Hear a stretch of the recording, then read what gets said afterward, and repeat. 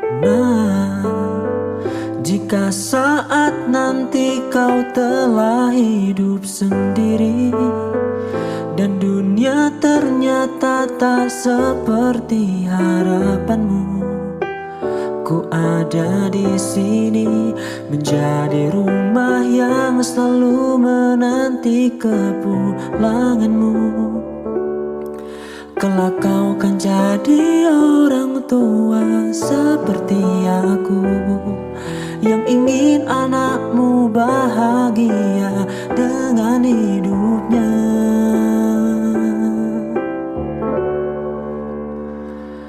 Bila bentakan kecilku patahkan hatimu, lebih keras dari itu dunia. Bismillahirrahmanirrahim. Assalamualaikum warahmatullahi wabarakatuh.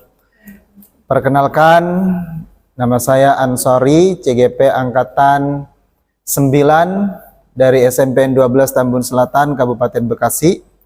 Hari ini saya akan mendemonstrasikan praktek coaching. Di sini saya bertindak sebagai supervisor. Kemudian yang bertindak sebagai coach adalah Ibu Intan dan coachingnya adalah Bu Sudarsi. Adapun praktek coaching sebagai berikut. Rekan guru saya bernama Ibu Sudarsi, merupakan seorang guru mata pelajaran IPS di SMP 7 Tambun Selatan. Kemudian di sekolahnya beliau mempunyai masalah tentang banyaknya murid-murid yang membawa motor ke sekolah dan berboncengan 3. Hal ini sangat terlihat setiap hari di jalanan setiap saya mau berangkat ke sekolah. Ibu Sudarsi ingin berdiskusi tentang solusi terbaik untuk masalah yang dihadapinya.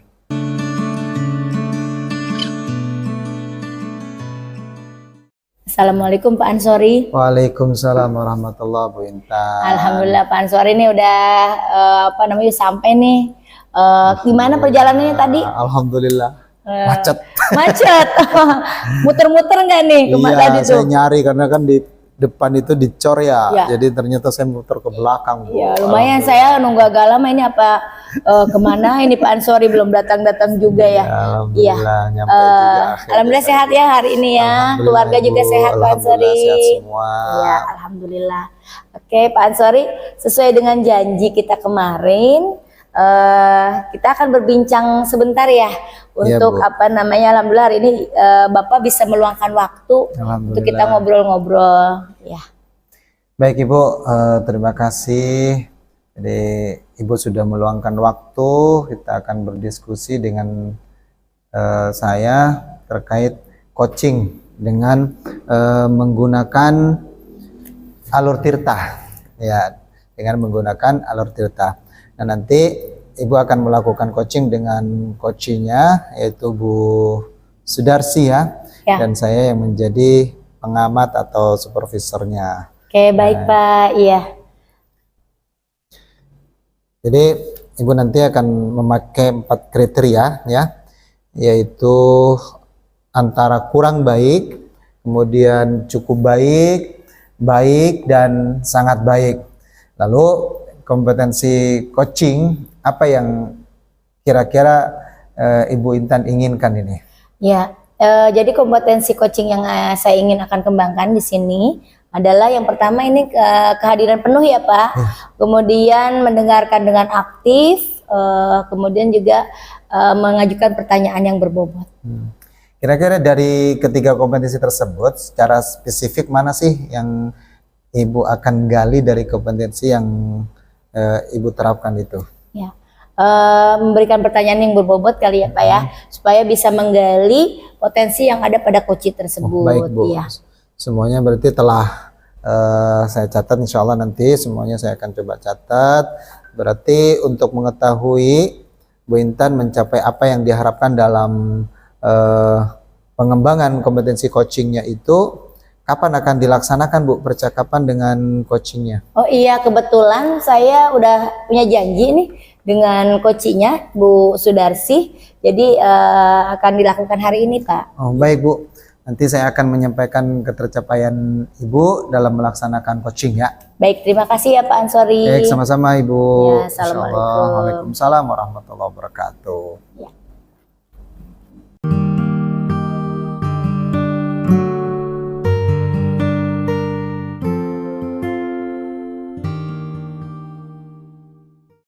Assalamualaikum Bu Asih. Waalaikumsalam Bu Intan. Alhamdulillah nih ketemu lagi ya. Alhamdulillah. Iya, apa namanya? Gimana kabarnya hari ini? Alhamdulillah baik. Gimana kabar Bu Intan? Alhamdulillah. Saya udah lama ya Alisa nggak dibawa ke sekolah ya. Iya. Sudah sibuk, mulai sibuk. Udah sekolah Bu sekarang, udah SD kelas 1. Udah kelas 1. Iya, Kalau Hafizah udah kelas 4. Iya. Tapi masih perlu pendampingan ya kalau Alisa. Benar Bu, ya. iya. Oke. Jadi jarang dibawa. Oh iya, Bu Asih katanya sesuai janji kemarin ya kita katanya hari ini pengen ngobrol-ngobrol nih. benar, Jadi apa sih yang mau diobrolkan, mau didiskusikan hari ini Bu Asih? Iya. Begini Bu Intan, saya tuh lagi merasa khawatir terhadap anak murid saya di sekolah karena mereka kalau berangkat ke sekolah tuh naik motor dan boncengan 3 orang Bu. 3 orang. Saya khawatir mereka itu untuk keselamatannya Bu. Wah, lumayan penuh juga ya tuh, tuh satu motor 3 orang. Karena memang angkutan umum nggak ada ke arah sekolah saya Bu. Jadi biar mudah ya. Iya betul. Oke. Apa namanya? Oh iya. Jadi menurut Bu Asih apa yang Ibu harapkan nih hari ini, perbincangan kita hari ini, kita berdiskusi hari ini, apa sih yang Ibu harapkan? Saya mengharapkan ada solusi Bu dari permasalahan ini. Semoga dengan saya cerita ke Ibu, dengan adanya coaching ini, semoga permasalahan anak-anak murid saya yang suka boncengan motor sampai bertiga itu ada solusinya gitu Bu. Iya. Jadi pengen ada solusi ya dari kasus bahwa anak-anak ini pada berbonceng 3 nih ya, satu motor berboncengan 3 orang. Nah, menurut Bu Sudarsi nih, hal apa sih yang membuat murid-murid ini nih membawa motor ke sekolah dengan berboncengan 3? Kira-kira apa ya? Sebelumnya saya pernah ngobrol Bu sama beberapa murid, kenapa sih mereka suka boncengan 3 orang gitu kan, itu enggak aman gitu untuk keselamatan mereka. Rata-rata jawabannya males Bu. Iya, males bawa motor sendiri.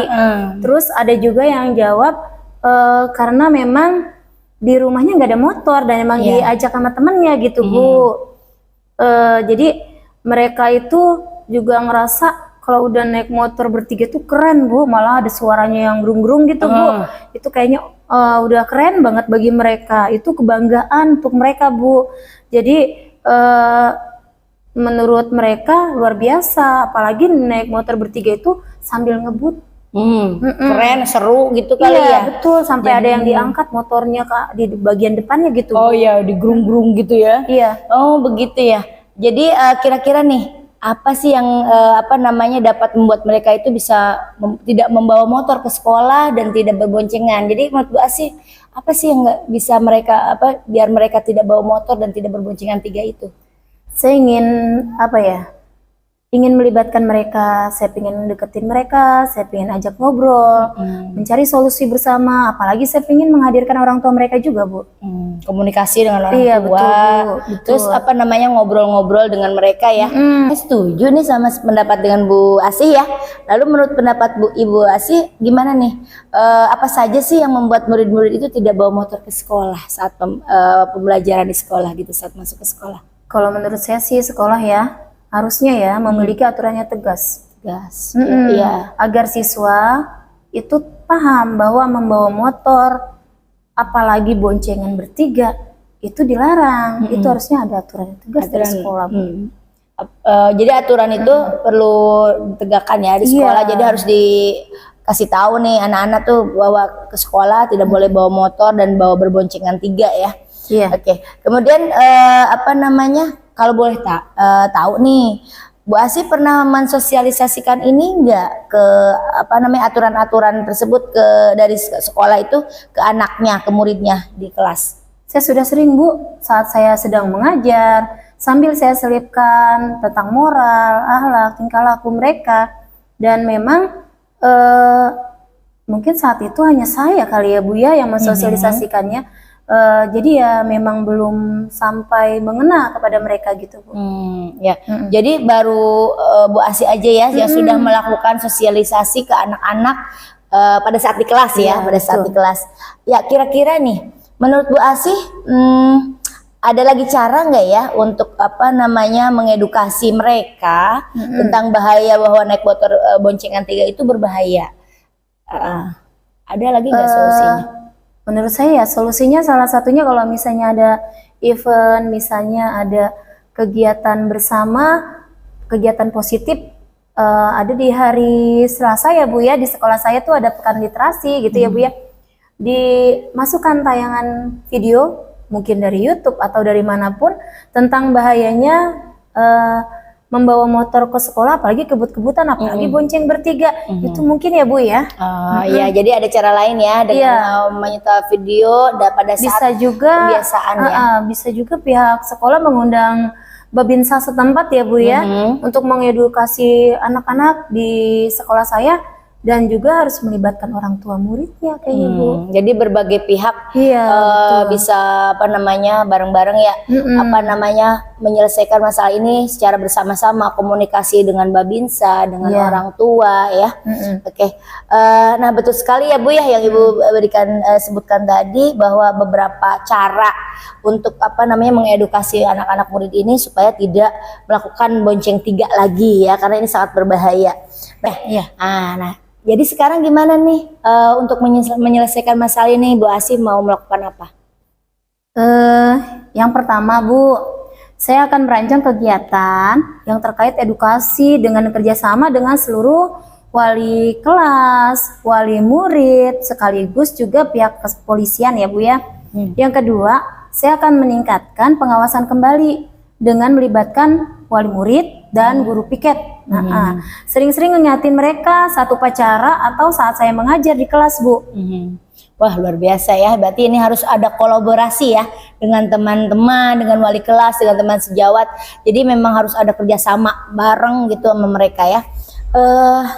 Mudah-mudahan berhasil ya Bu ya, apa yang Bu Asih bisa lakukan gitu. Kemudian apa komitmen Ibu terhadap rencana-rencana ini ke depan? Komitmen saya sih membuat murid menjadi anak yang bisa disiplin ya Bu ya, karena kedisiplinan itu adalah suatu bekal untuk mereka di masa depan, mengingatkan mereka tanpa mengenal lelah bahwa keselamatan mereka yang paling utama, jangan hanya mengejar ketenaran atau karena memang mereka lagi masanya adrenalin lagi tinggi gitu ya Bu ya.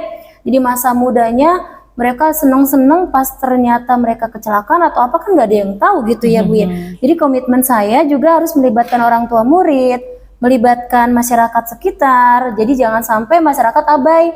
Jadi harus melaporkan ke sekolah kalau ada anak-anak murid di sekolah saya yang memang kebut-kebutan atau bawa motor bertiga ngebut, juga harus segera dilaporin agar kami pihak sekolah bisa segera bertindak gitu Bu.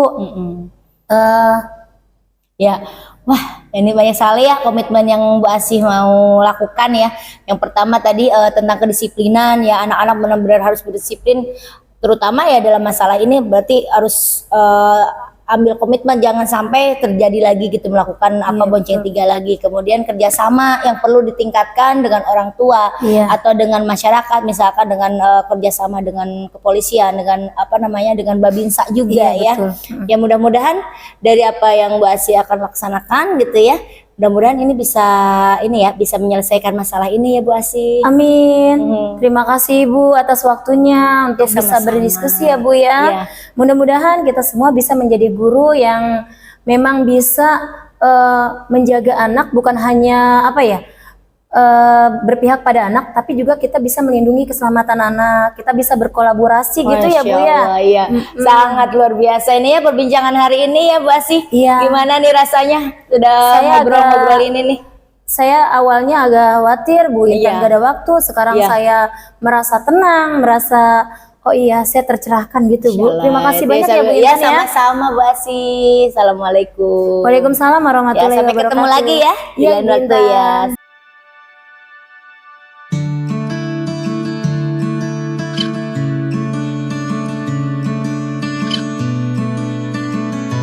Baik Bu Intan, gimana tadi sudah mengcoaching coachnya ya. Kira-kira hasilnya bagaimana Bu? Iya, Pak Ansori, tadi kan saya sudah melakukan coaching ya sama Bu Sudarsi.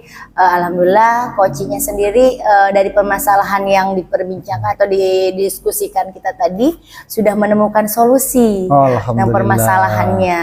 Iya. Baik, Ibu langsung saja ini bahas analisis ketercapaian kompetensi Ya. yang Ibu sampaikan di awal itu Ya. seperti apa? Jadi ketercapaian indikator ya pada saat proses coaching itu, di situ saya sudah memberikan kehadiran penuh dengan mendengarkan coachingnya itu sendiri.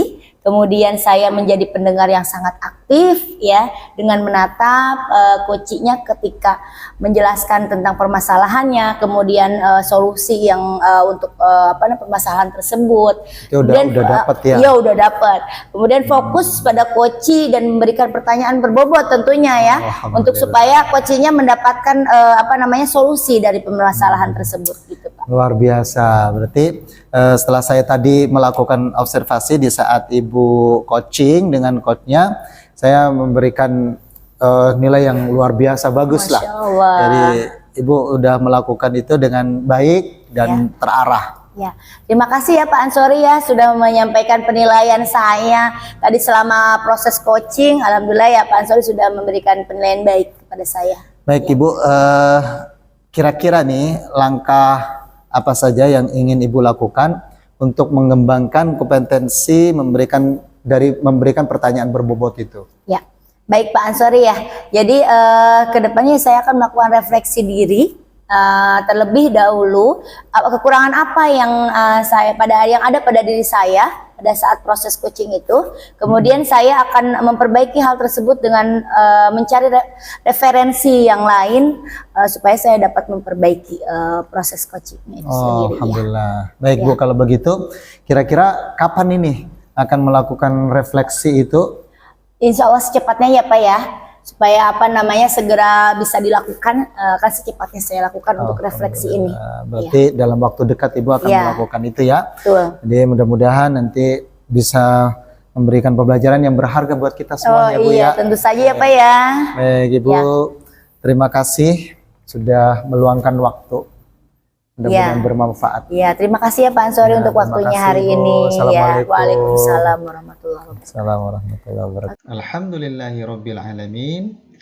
Thumma assalamualaikum warahmatullahi wabarakatuh.